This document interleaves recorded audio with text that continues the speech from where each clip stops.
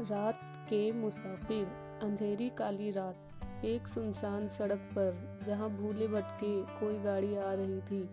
अचानक मालिनी की गाड़ी ने धोखा दे दिया और यह मुसीबत थी कि उसे गाड़ी चलाने के अलावा उसके बारे में और कुछ नहीं पता था।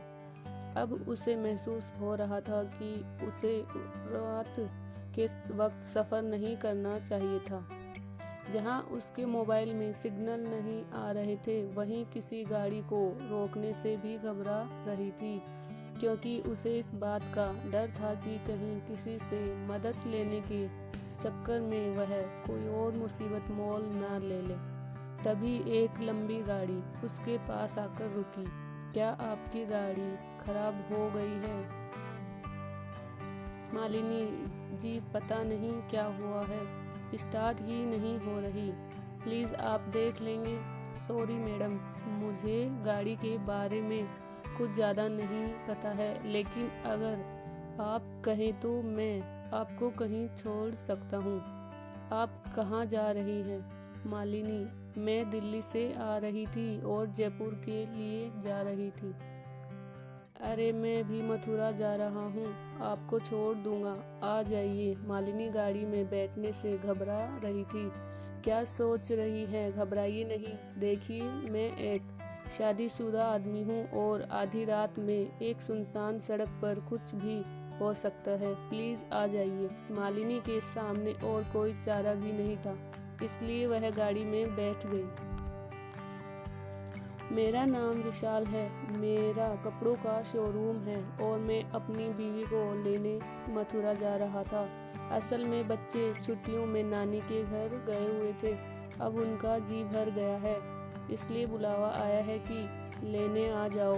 मालिनी, मेरा नाम मालिनी है और मैं एक फैशन डिज़ाइनर हूँ। एक फैशन शो के लिए जयपुर जाना था। मैंने सोचा कि अभी निकलूंगी तो सुबह होने से पहले पहुंच जाऊंगी, जिससे मुझे तैयारी के लिए अच्छा समय मिल जाएगा। लेकिन विशाल, आपको इतनी रात को नहीं निकलना चाहिए था। वैसे भी यह रोड सही नहीं है। इस रोड पर पिछले कुछ दिनों में कई लोगों की हत्या हुई है, आपने तो सुना ही होगा। मालिनी विशाल की बात सुनकर घबरा गई। यह बात बताते हुए विशाल की हल्की सी मुस्कुराहट ने उसे डरा दिया था। गाड़ी का एसी ऑन था, फिर भी मालिनी को पसीने आ रहे थे। विशाल, मैंने सुना है कि वह कातिल लोगों का गला घोंटकर उन्हें मार देता है।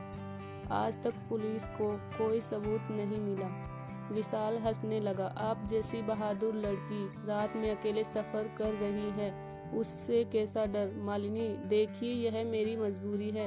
यह मेरा पहला प्रोजेक्ट है, इसलिए मैं पहले से तैयार रहना चाहती थी।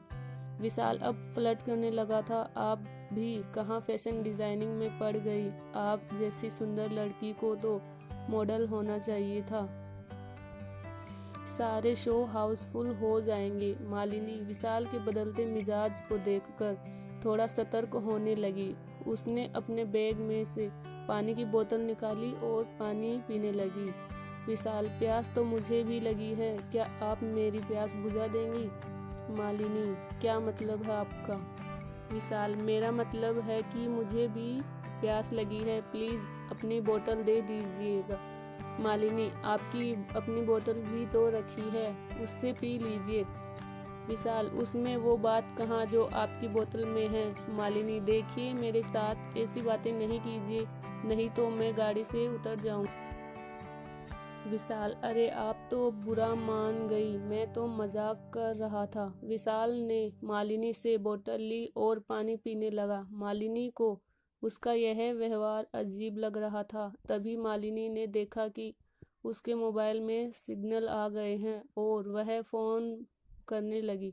मालिनी, हेलो मम्मी, मैं अभी रास्ते में ही हूँ, मेरी गाड़ी खराब हो गई थी, इसलिए मैंने किसी से लिफ्ट ले ली है। नहीं मम्मी, घबराने की कोई बात नहीं है, मैं ठीक हूँ। मैं जयपुर पहुँचकर तुम्हें फ़ोन करूँगी। मम्मी से बात करके मालिनी की हिम्मत बढ़ गई थी। अब वह भी खुलकर विशाल से बात करने लगी। मालिनी, आपने तो मेरा सारा पानी ख़त्म कर दिया। अगर कोई ढाबा या रेस्टोरेंट दिखे तो रोक देना, पानी की बोतल ले लेंगे। विशाल, आपने ये जो ड्रेस पहन रखी है बहुत सुंदर है, क्या आपने ही डिज़ाइन की है? यह बोलते हुए विशाल मालिनी की मिनी ड्रेस को ऊपर से नीचे देख रहा था। उसका इस तरह देखना मालिनी को अच्छा नहीं लगा। मालिनी विशाल का ध्यान भटकाने और वक्त बिताने के लिए उससे इधर उधर की बातें करने लगी। मालिनी, नहीं, ये तो मैंने मार्केट से परचेज की है। ऐसी ड्रेस तो मार्केट में कहीं भी मिल जाती है। क्या आपको अपनी पत्नी के लिए लेनी है? विशाल हंसते हुए बोला। हा हा हा, आपने भी क्या बात कह दी। ऐसी ड्रेस में तो आप जैसी लड़कियां ही अच्छी लगती है। मेरी बीवी में तो आप जैसी दो बन जाएंगी।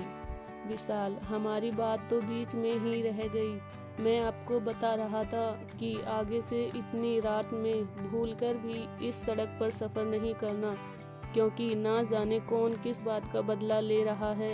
इस रोड पर कई लोगों की गला घोंटकर हत्या कर दी, जबकि कोई लूटपाट भी नहीं हुई। मालिनी गुस्से में, आप बार बार वही बात क्यों कर रहे हैं? मैं पहले भी इस रोड पर रात में सफ़र कर चुकी हूँ। आप गाड़ी रोक दीजिए। विशाल ने गाड़ी साइड में लगा दी। विशाल, मैं तो ऐसे ही बता रहा था, मुझे लड़कियों को डराना अच्छा लगता है। लेकिन आप पहले इस रोड से कहाँ गई थी? मालिनी, ये बात कुछ महीने पहले की है। मैं और मेरी मम्मी इसी रोड से अपने मामा के घर आगरा जा रहे थे। उस दिन भी इसी तरह गाड़ी खराब हो गई। वहाँ एक गाड़ी आई जिसमें 3 लड़के थे।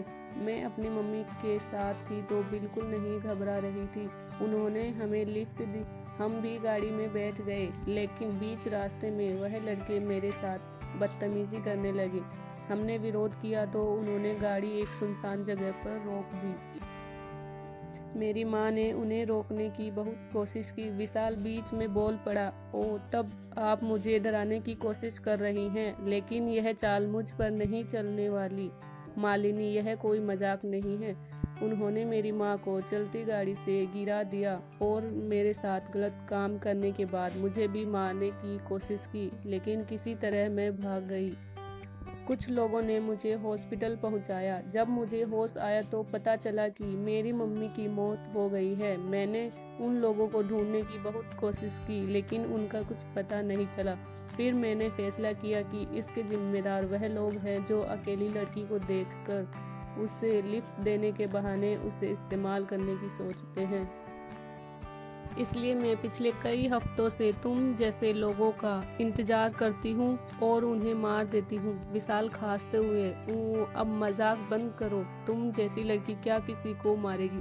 मालिनी, मुझे लगता है तुम न्यूज़ अच्छे से नहीं देखते। मारने वाले को गला घोंटने से पहले जहर दिया गया था, जिससे ताकतवर को मारना आसान हो जाता है। मालिनी, मैं ऐसा आदमी नहीं हूँ। बस अकेली लड़की देखी और हो गए शुरू। क्या तुमने एक बार गाड़ी से उतर कर देखा कि मेरी गाड़ी खराब भी है कि नहीं? तुम्हें तो बस मुझे अपनी गाड़ी में बैठाने की जल्दी थी। तो क्या तुमने यह देखा कि मैं एक शो के लिए जा रही हूँ और मेरे पास एक छोटे से बैग के अलावा कुछ नहीं था? क्या तुमने मदद करने से पहले एक बार मेरे घर वालों से बात करने के बारे में सोचा?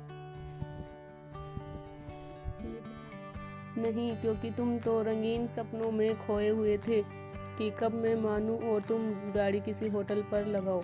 जब तक मैं जिंदा हूँ तुम जैसे लोगों को उनके अंजाम तक पहुँचाती रहूँगी। इतना कहते ही मालिनी ने हंसते हुए अपने बैग में से एक मोटी रस्सी निकाली। विशाल असहाय पड़ा सब देख रहा था।